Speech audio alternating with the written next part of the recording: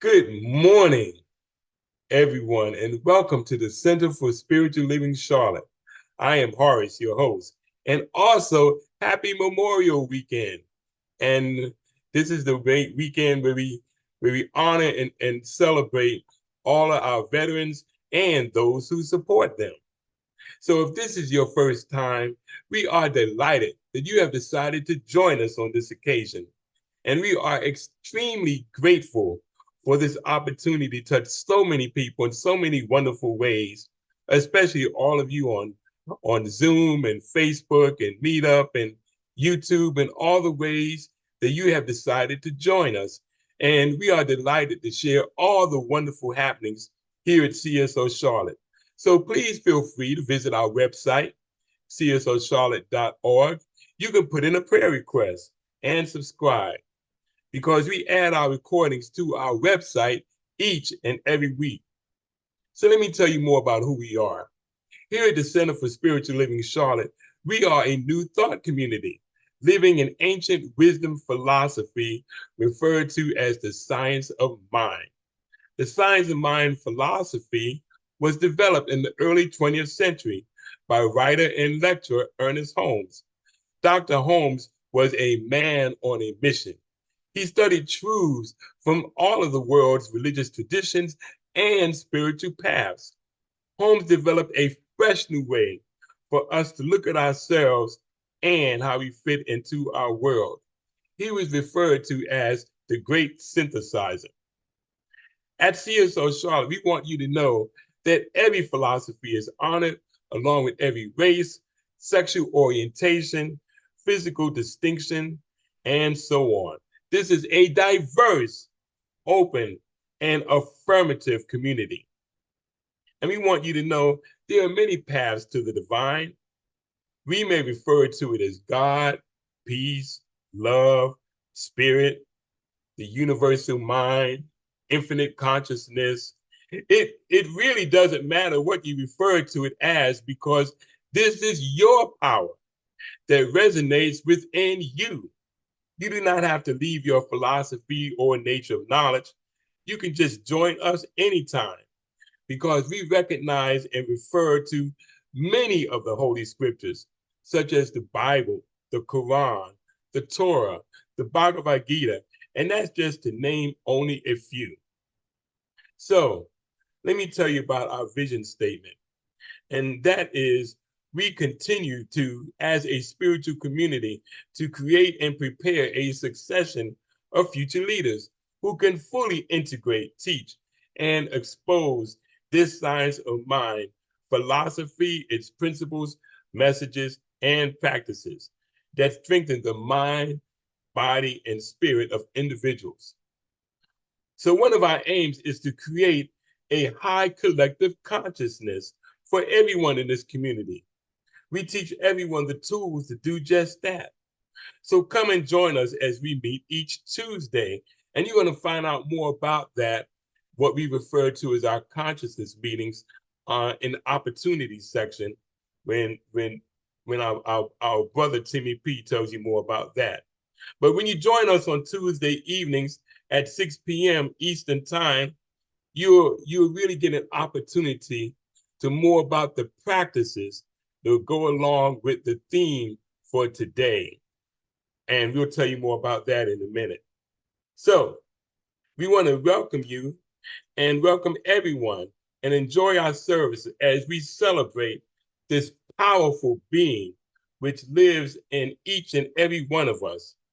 So before I pass the mic over to our illustrious spiritual leader, Reverend Rosedale, I want to leave you with this thought because this thought has a lot to do with the theme for today, which is about holy audacity. So I want to leave you with this quote. Spiritual audacity is when you dare to speak and embody your truth. Spiritual audacity is when you dare to speak and embody your truth. And with that thought, I'm going to turn the mic over to our illustrious, magnificent, fearless leader, Reverend Rosedale. Hey, Horace the Bush, that was fabulous. We might as well just go home now because that's it. You just knocked the cat out the bag. So that was fabulous. Thank you, Reverend. Oh my God, listen, you hear me? Reverend Horace. Horace the Bush, our operations coordinator. Thank you, thank you, thank you. And to our YouTube listeners and virtual community and everybody everywhere, welcome to CSL Charlotte, our mind, body, spirit center. So this month, we're celebrating Asians, American, and Pacific Islanders in the United States. And we honor the arrival of the first Japanese immigrants to the United States in May of 1980. 43, oh, 1843, and the completion of the Transcontinental Railroad was done in May 16, largely May 1869. See, those years I don't remember. Well, anyway, largely built by Chinese immigrants, that Transcontinental Railroad in 1869. So, the first thing we do in our spiritual community is, besides acknowledge all these wonderful people that makes diversion in this world happen, the first thing we do for our celebration service is we open up with an affirmative prayer. And today we are all about how to unleash your holy audacity. And you better know by the end of this one here. So on our platform with our opening prayer is uh, Maureen Thurston. She is our spiritual practitioner and she's going to open us up. But now check this out. Her name is Maureen Thurston and we call her Mo, but she's the one who actually sends out emails. So when we say go to our website and put in, you're going to get that. And if you have not received an email in your box, you did not put in a prayer request. So let's educate ourselves on how to unleash your holy audacity by putting in a prayer request. Because you know what? When you put that prayer request in, you can get something back in your mailbox to read over and over. How to unleash your audacity, your holy audacity. Huh. So put in the prayer request. Go online, tslcharlotte.org, and you know the deal. So request that. With that being said, here's the last thing to do. I have to let you know that you have to put in a prayer request in order to get that email back. With that said, Mo, please let it rip. All right. Thank you, Reverend Rosedale. So as I am filled with the gratitude of this amazing day, I know that as we go into this service, that we go in with an open mind, open hearts, and with a willingness to listen to the amazing message that Reverend Rosedale is going to impart with us today. I know that each one of us get from that message what is ours to hear. It is done with an ease and a grace and a simplicity that amazes each and every one of us.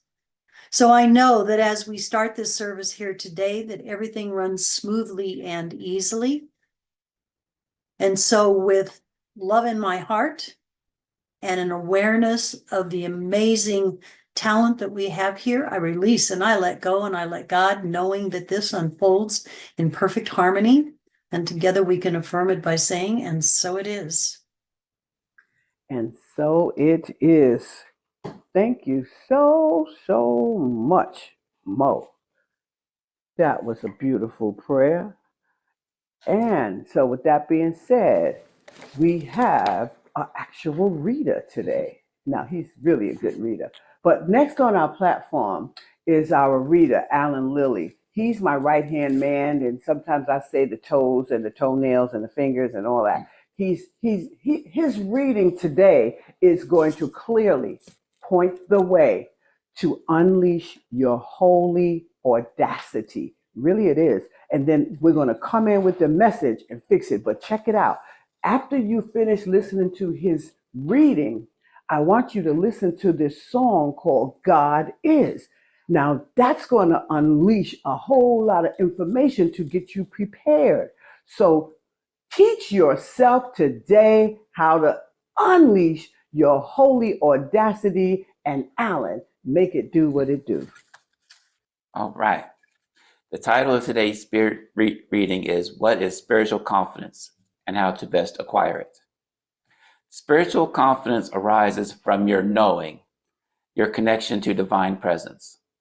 This can be as a result of a spiritual awakening, or it can be because of growing confidence in the way you allow the divine to commune within you and as you.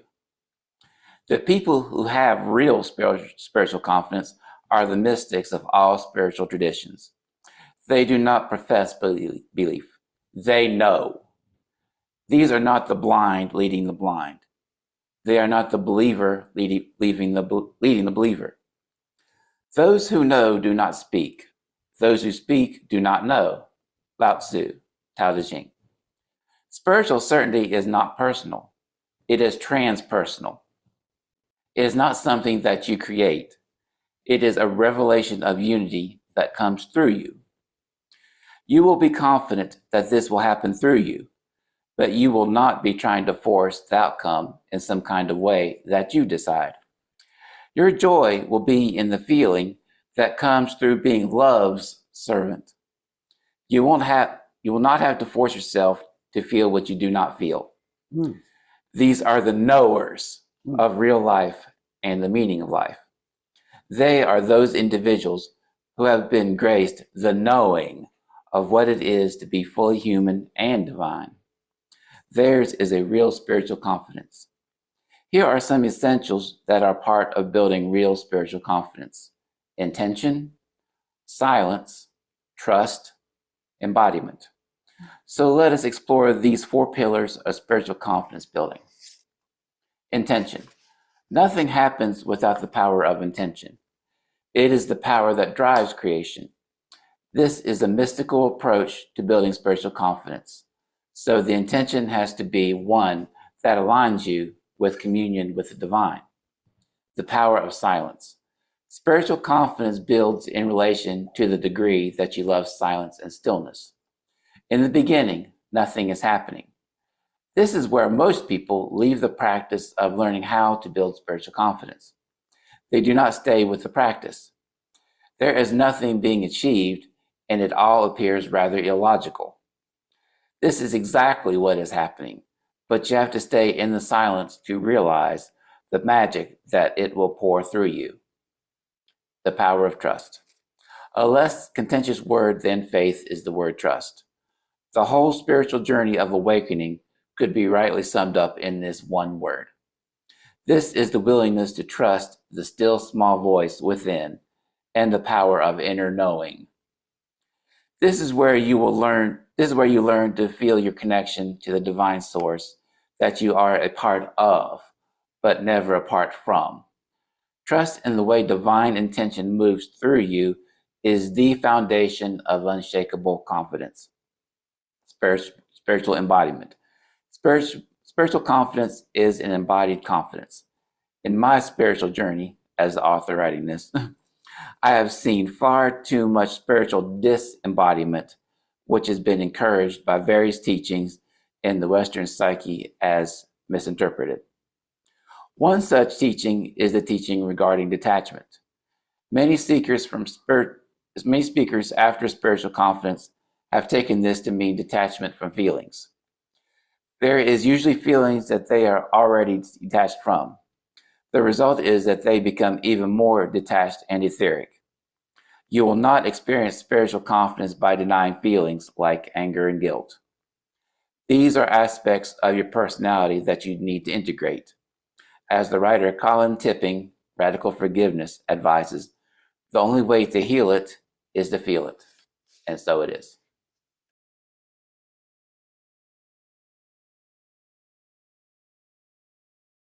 Wow.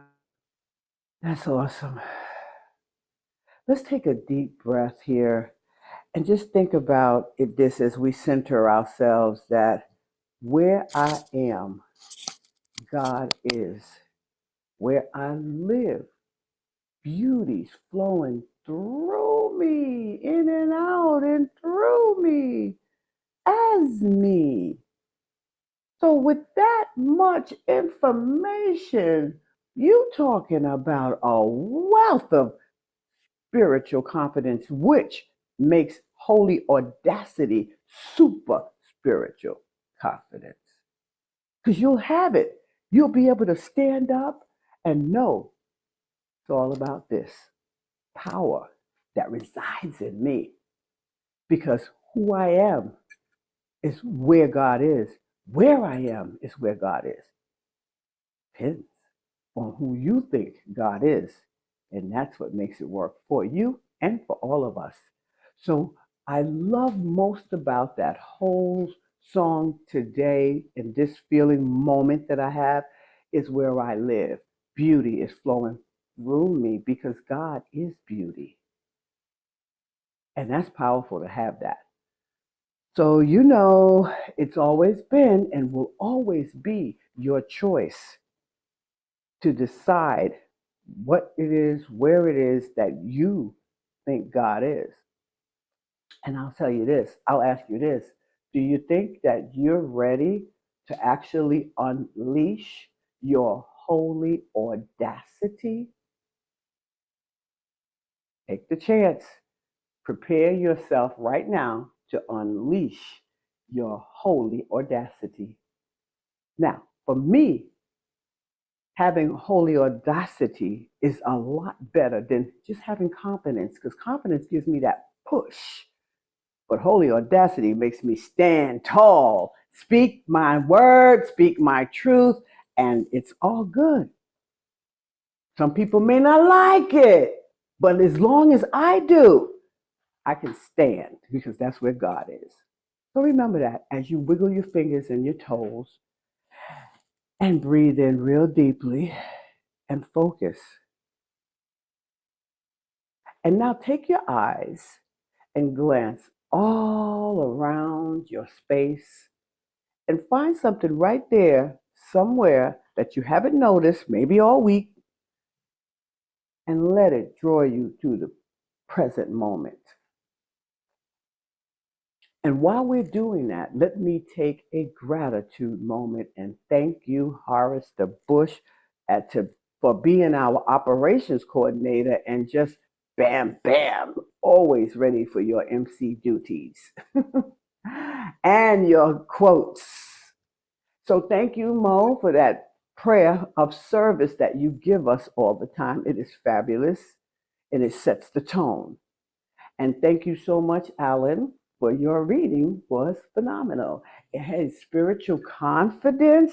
It's what Unleash the Holy Audacity is all about. It really is. I like it when I could just look at you, Alan, and tell you that. So anyway, I'm really overflowing with this excitement of this message right now because I want to share how empowering my holy audacity has made my life so powerful. See, I know for a fact that holy audacity is like having confidence on a super level, right? I know that I'm absolutely clear that holy audacity means unwavering confidence. Oh, but see, now confidence alone is like, okay, but when it's unwavering, it's like, I am not changing my thought.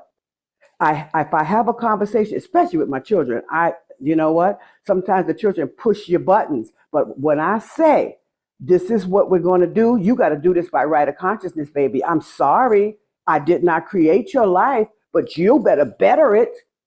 Stuff like that. Oh, yes, I am unwavering. I love them. And yes, it hurts them to hear that. But you know what? At the end, what it makes them. Oh, my God. Their spiritual journey gets better and better. I watch that too. Oh, holy audacity means that I'm standing on this ground right here. Where I stand, God is. So how do I know that holy audacity is all of that? Because I tried holy audacity all the time.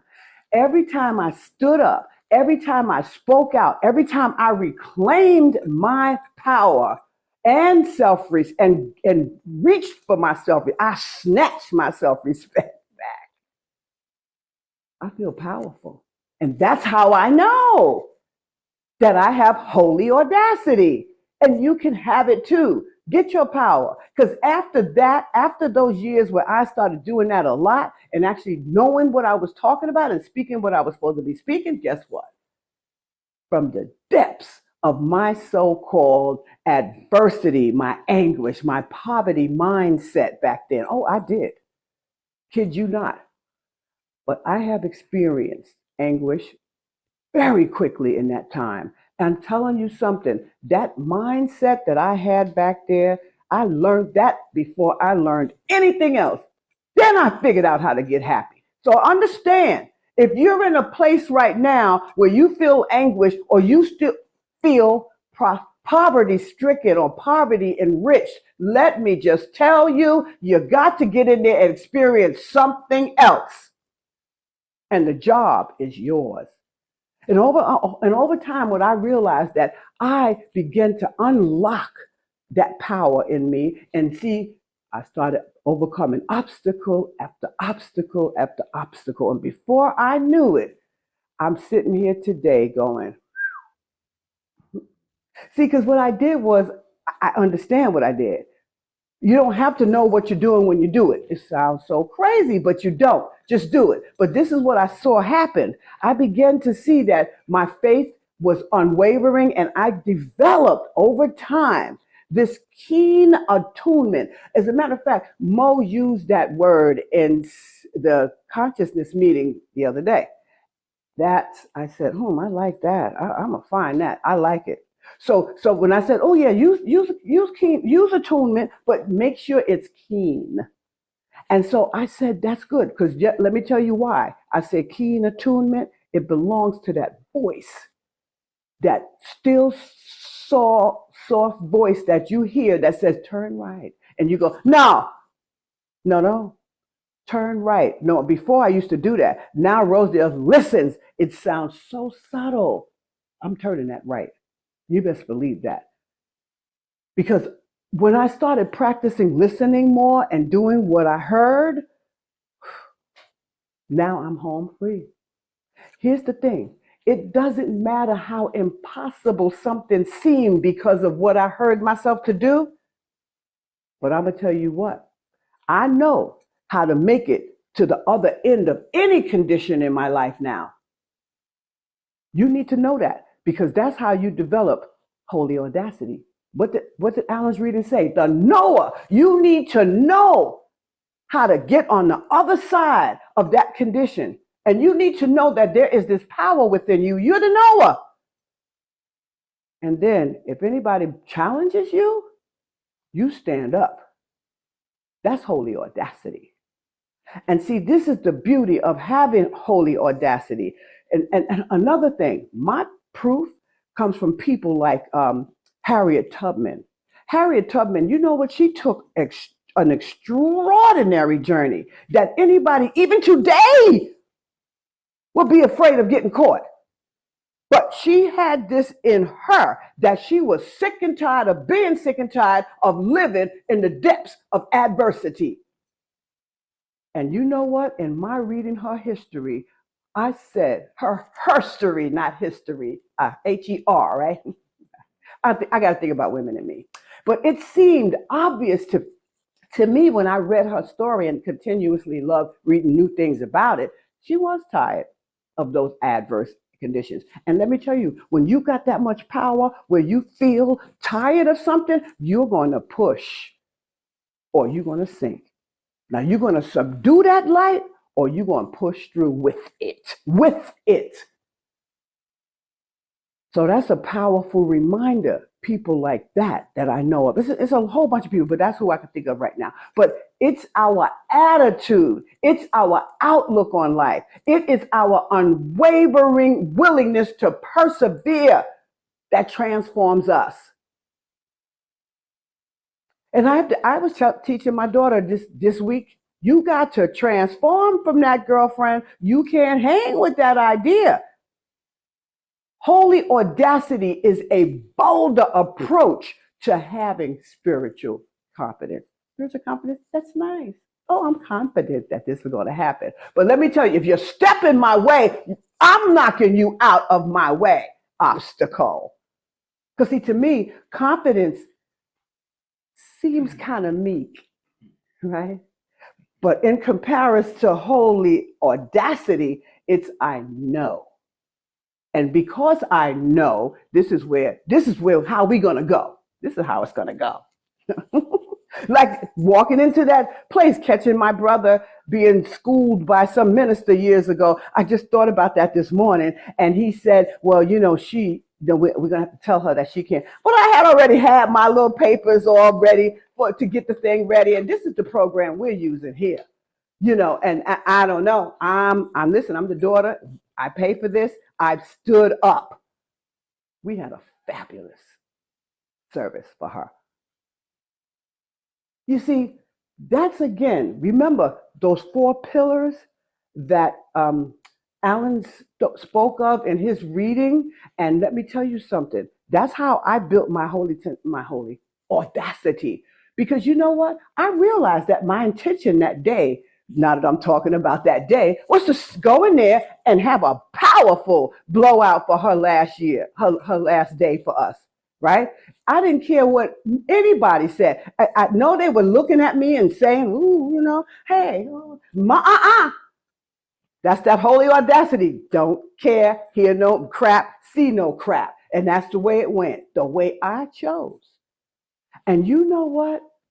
I hadn't thought about that until this morning. I'm glad I gave that example because that's what my intention. Okay, so that's the first thing he talked about. He talked about four pillars. He talked about intention, right? Then he talked about silence. Let me tell you where holy audacity and science meets. Because when you're in there, a lot of times you say, "Oh, I don't feel like doing this because my mind is so cluttered with all this kind of stuff, and I can't." And you just suck it yourself down into becoming a loser. I don't want to take time out to be in myself. Holy audacity comes up. But you see, he said something else that was very key. At first, it seems like nothing is happening when you're in there doing this silence. But see, that's the scared person. You see, this, because, you know, that's where the magic begins and that's where the magic happens, in the silence.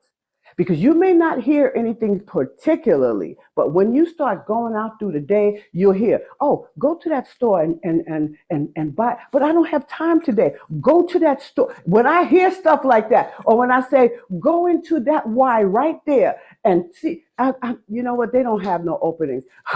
I step into that gym because it said do that, and the people fall right in love with me because the universe had set it up. But in the time I was in the silence, now I didn't know for sure, right? Excuse me. Now I didn't know for sure, but I watched a lot of people run away from silence, and they fell victim to the chatter in their noisy minds, and then suddenly they gave up once they fell victim. I am so happy to see my grandson come and hear the rest of this talk.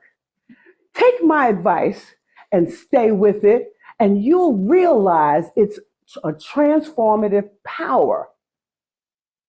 Trust that there's a baseline to all of this, and let me tell you why.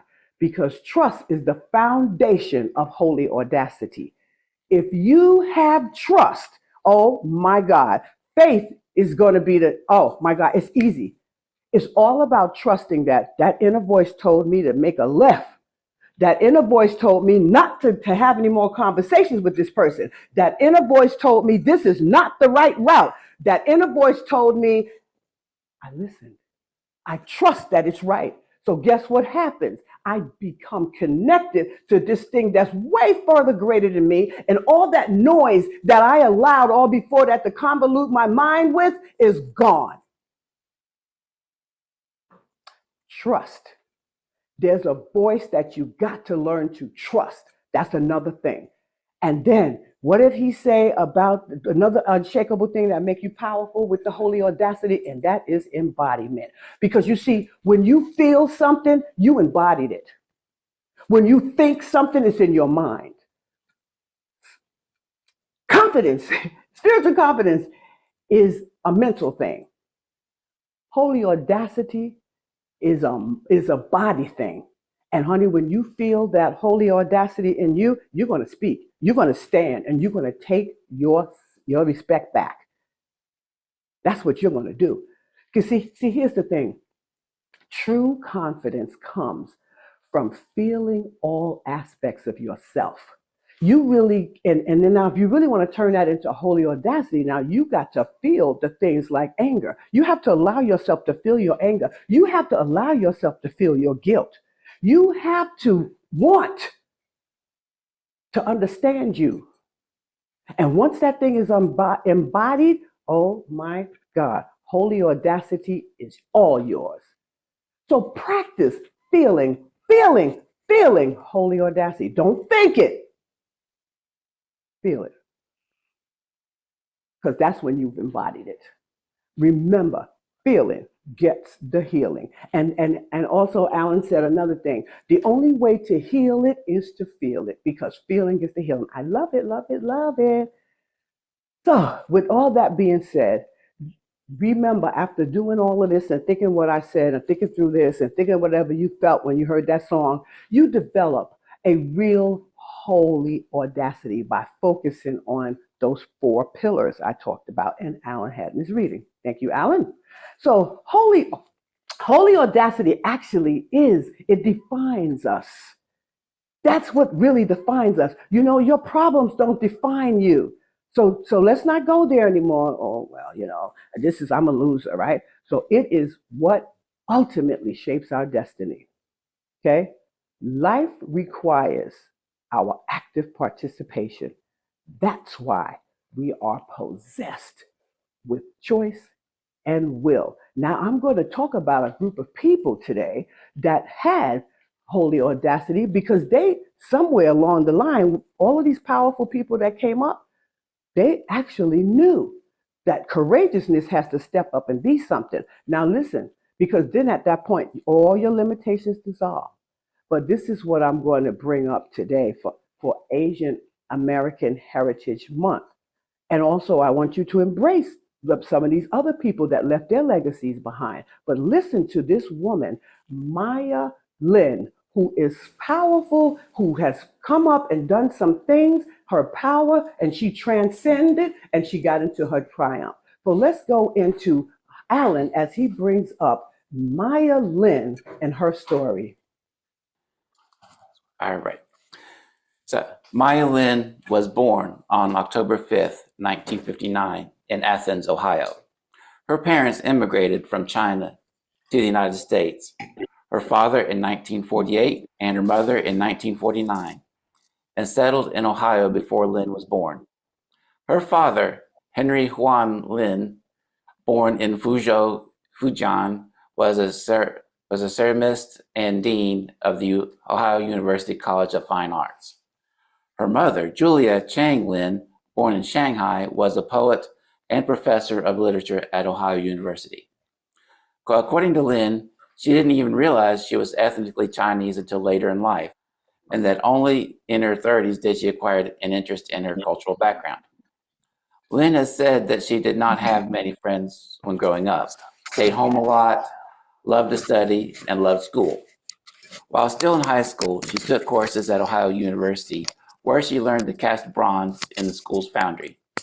She graduated in 1977 from Athens High School in the Plains, Ohio, after which she attended Yale University, where she earned a Bachelor of Arts in 1981 and a Master of Architecture in 1986. In 1981, at 21, and still an undergraduate student, Lin won a public design competition to design the Vietnam Veterans Memorial, to be built on the National Mall in Washington, D.C. Her design, one of 1,422 submissions, specified a black granite wall with the names of 57,939 fallen soldiers carved into its face. Hundreds more have been added since the dedication to be V-shaped, with one side pointing toward the Lincoln Memorial and the other toward the Washington Monument. The memorial was designed in the minimalist architectural style, which was in contrast to previous war memorials. The memorial was completed in late October 1982 and dedicated in November 1982.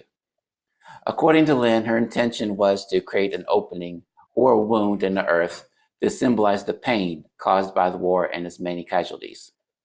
I imagine taking a knife and cutting into the earth, opening it up, and with the passage of time, that initial violence and pain would heal, she recalled.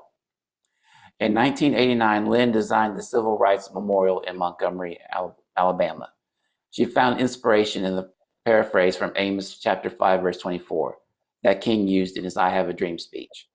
We will not be satisfied until justice rolls down like waters and righteousness like a mighty stream. On the memorial's circular black granite table, water emerges from the center and flows evenly across a timeline reminiscent of a sundial that chronicles the major events of the movement and records the names of 40 men, women, and children who were killed during the struggle.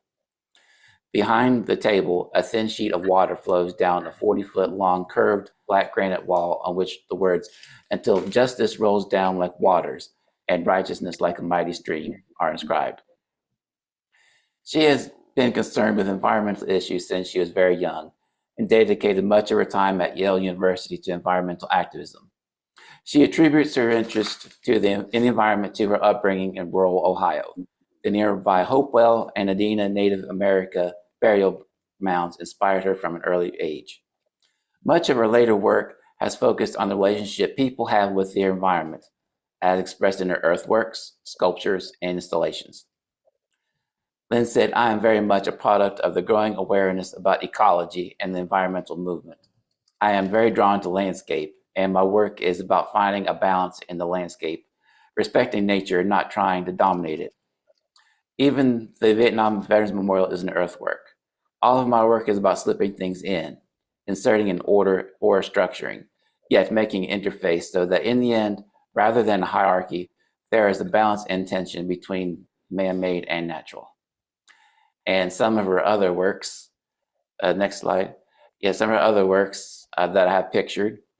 On the left is Peace Chapel for the Baker Institute for Peace and Cultural Studies.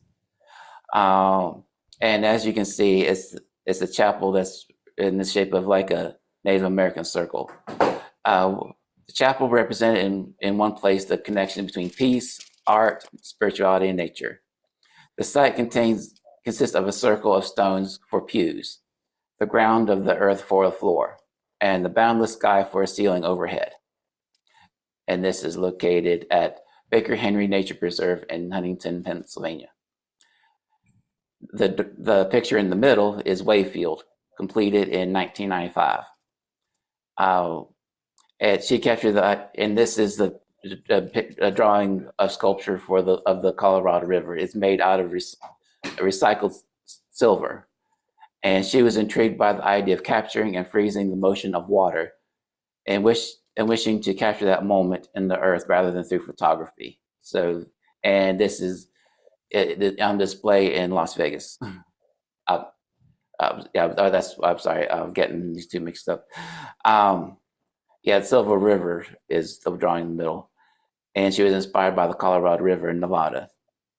And if you want to learn more about her works, you can visit her website, mayalinstudio.com. And I have found a wonderful YouTube video, and now you get a chance to learn more about the Vietnam Veterans Memorial in her own words. All right. President Barack Obama awarded Lynn the National Medal of Arts in 2009 and the Presidential Medal of Freedom in 2016. Lynn now owns and operates Maya Lin Studio in New York City, has designed numerous projects following the Vietnam Veterans Memorial, including the Civil Rights Memorial that I mentioned, and the Wayfield outdoor installation.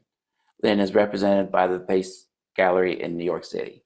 And after sharing about this story about this wonderful lady, I now pass the mic over to our other fabulous powerful lady, Reverend Rosedale Jones.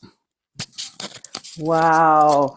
You know, if that doesn't spell out with a capital H and an A, holy audacity, I don't know what. She was raised in a family where she was told to fight for your ideas. Now, if you don't stand up and get that self respect, they're going to roll all over you. And we don't want that, right? So I think that Maya Lynn was powerful and awesome. And what she stood for was everything. So, that being said, we're going to go into something that I'm sure she had a lot of going on with herself. Maya Lynn, when she had her self talk. So, when it comes to self talk, how do you refer to you? That's my next question. Do you say I am or do you say you? Now, me, I do both. Sometimes I say you need to stop. Or sometimes I say, oh, I am not having that. Or I am feeling great. That's your self talk. So remember this next song as we talk about what we say, because this song you say is not what you think it is. So look beyond this and see it as your self talk. Let's go into the next song, You Say by Laura Daigle.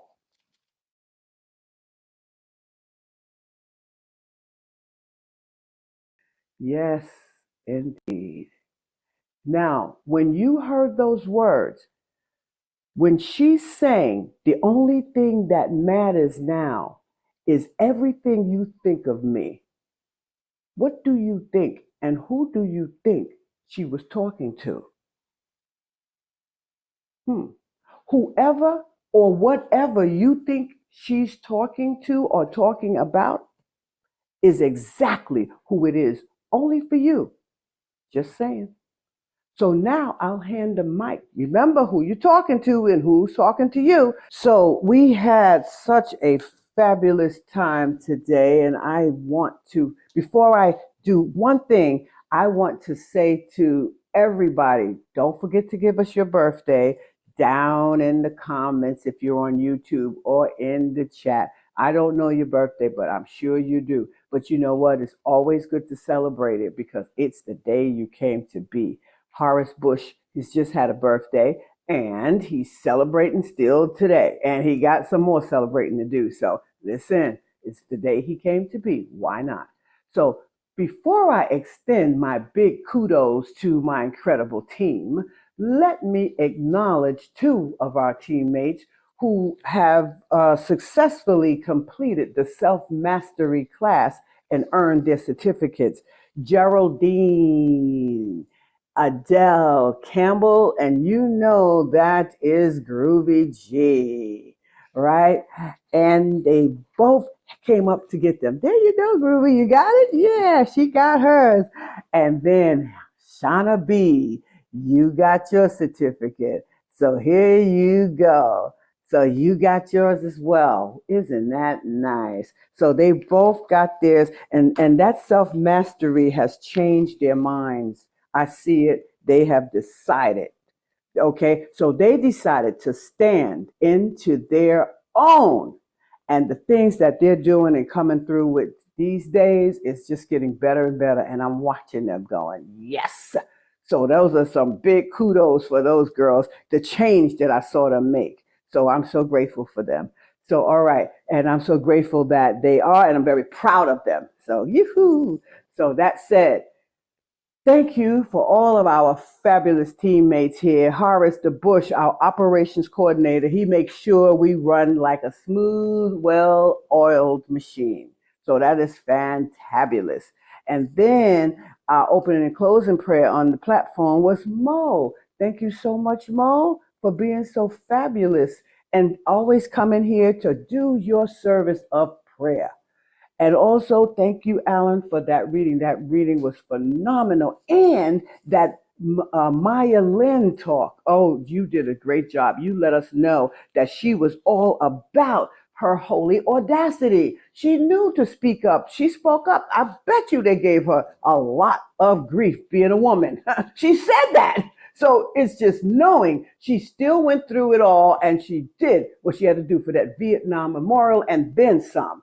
So, man, oh man, you can do it. You just have to have holy audacity. And she had it. So, wait a minute. Let me get away from this now. Okay. And thank you so much, Timmy P, for the announcement and constantly hovering over the community and doing all the wonderful things that we have.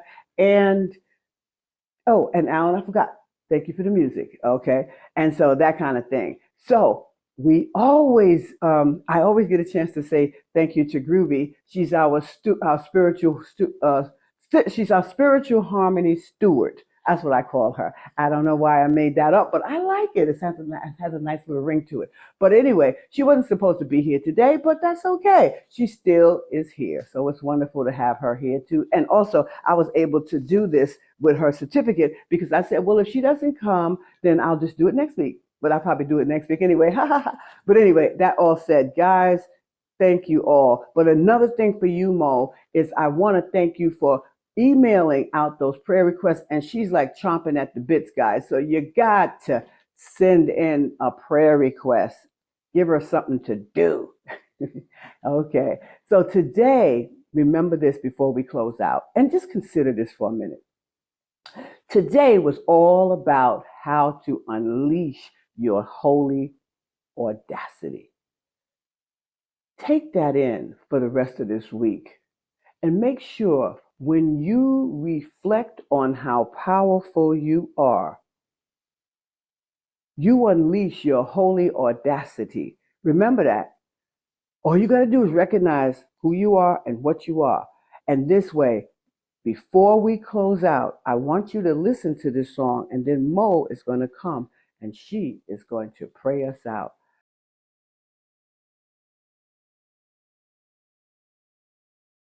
Yeah, powerful. Guess what, y'all? I matter, you matter, we matter, all of us. And if you don't believe that, get into your spiritual practice and begin to start to tell yourself how much you matter. Start to tell yourself how powerful you are. And this week, if you can start doing that this week, when you come to the consciousness meeting on Tuesday, you will take it for the rest of the week even further because you matter. I matter. We all matter. So that said, we are going to have Mo, like I promised, pray us out. So Mo, would you please come with that closing prayer? Thank you, Reverend Rosedale, for that amazing message. One thing I would ask of everyone here is to reach out to the veterans that you know and thank them for their service sometime between today and tomorrow. Because without them, I don't know where we'd be. So as I take this time here to close out this amazing service, I know that each and every one of us is blessed by our beliefs, by the way that we come from our hearts in everything that we do, how we touch the lives of those around us and make a difference. So I know that as we go into this holiday weekend, that we keep within our hearts all of those who have given so much for this country, whether it's military or police or those who always have the greater good of all of us at their hearts. I surround them in light and love and peace and strength, thanking each and every one of them for their service, thanking Reverend Rosedale for her time that she spent in service that way. So as I release and I let go and I let God, I know that we go forward with gratitude, with love, and with celebration for this holiday weekend. And so it is. And so it is. Thank you, Mo, for that big call to action for the veterans.